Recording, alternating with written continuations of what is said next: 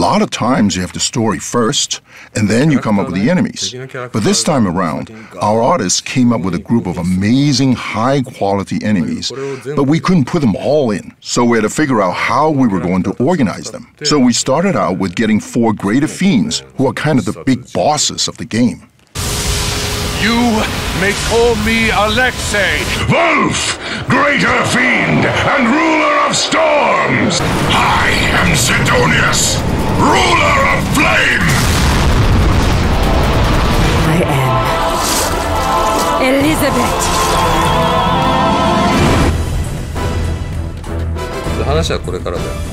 So that's how things started. Now we know who our main bosses are going to be, but we have a huge amount of high-quality enemies that have already been modeled and are ready to be put in.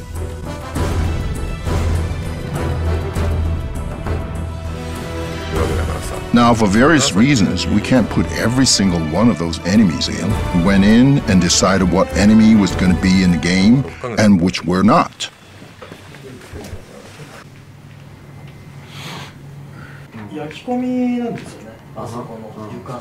Every guy on a team has enemies that he likes, that he's worked on, he doesn't want to see go.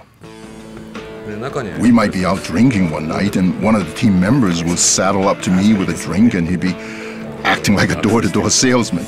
He'd be like, well, you know, that this enemy has a really cool tail attack and I just want you to know that he could be really fun in certain situations. So some enemies actually got put back in because some of the team members were so attached.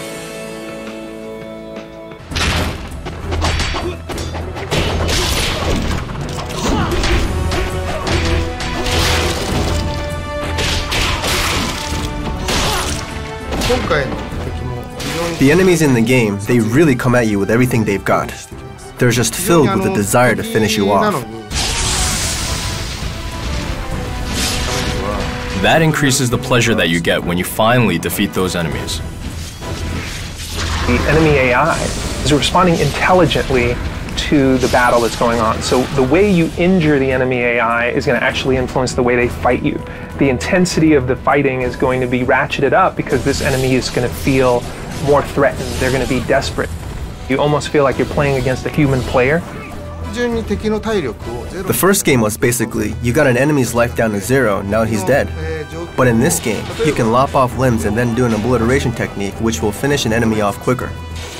And one of the coolest things about the obliteration technique system is that it'll actually change up the move depending on the situation. So you might get one move for, you know, a left arm, and you might get another move for a right arm, and then a different move for you know, a decapitation or for a leg missing. So even on the same weapon and even on the same enemy, you're going to see different animations depending on what happens.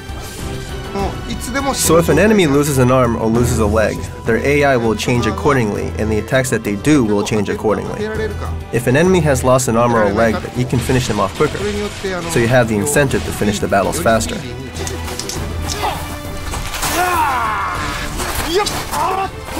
Very important to be able to win a fight as quickly as possible. That's what the ninja wanted to do.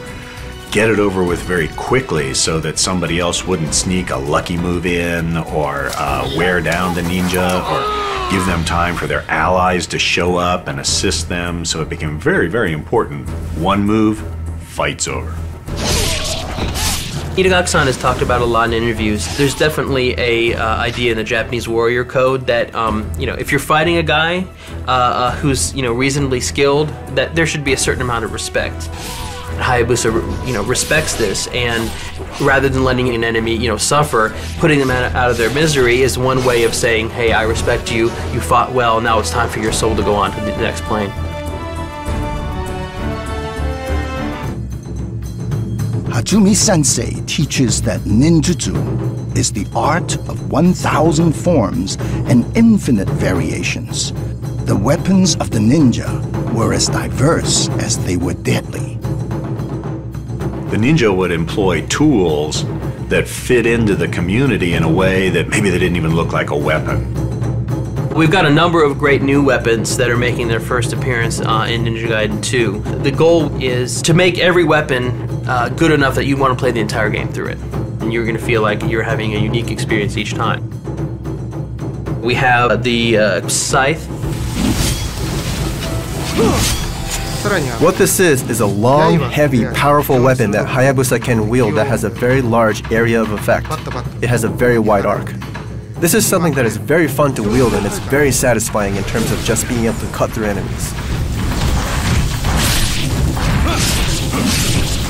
There are the claws. What this basically does is turn Hayabusa into a human weapon. He can run on walls, he can jump. Claws allow him to apply that to fighting. All of his martial arts and all of his athletics and acrobatics are able to be used to attack the enemy. The long bow, back in ancient times, was about 6 feet tall, which is actually taller than the people in those days. And it was a great weapon because they were everywhere, a walking staff. It didn't attract a lot of attention. The lunar staff was a weapon that has appeared in previous games. Before, it was really just a staff. In Ninja Gaiden II, it is a staff that has iron weights on each end that are connected with chains.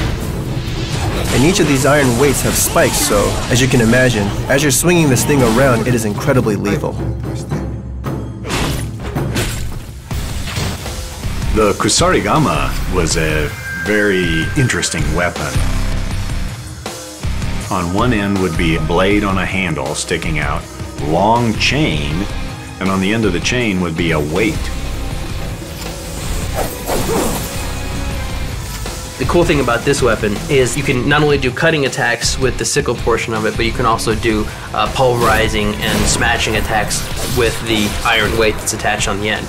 And so in the heat of battle, this weight thrown at an attacker would hit, aiming at the hands, very fragile bones there holding a sword, or the face, something that would make that attacker flinch. Could you imagine the terror that the swordsman felt? And all of a sudden, here's this hit to the face. Where did that come from?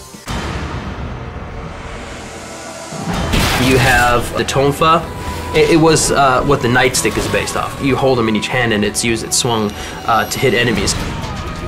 And this is really cool because it's a hitting action, not a slicing action. So when that connects with an enemy, you're going to feel that crack.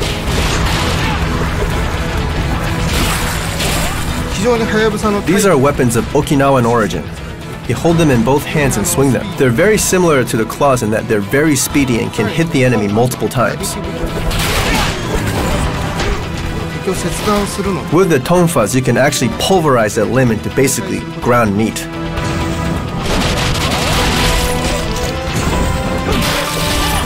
Very important to combat in ancient Japan was the Japanese sword, the katana. It was used on foot by samurai in later years. So that was the #1 weapon. And the ninja, of course, had to be very familiar, defending against that sword, but also using swords themselves.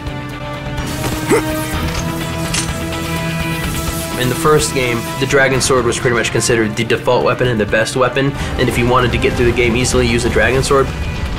You'll notice that the dragon sword this time around is a lot more flexible. It has a lot more moves. It can really be a signature weapon for Hayabusa and is a great partner to all the obliteration techniques.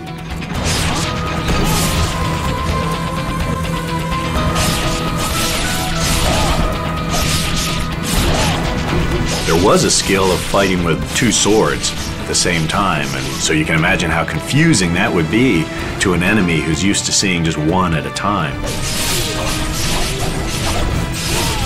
The dual katanas were present in Ninja Gaiden Sigma, but in that game they were incomplete. It didn't have a lot of moves and there were very few things that you could do with it. This time around though, we were obviously re-envisioning it as a completely new weapon. You have obliteration techniques, and there are so many more things that you can do with this weapon, so I certainly encourage everyone to get their hands on a new dual katanas.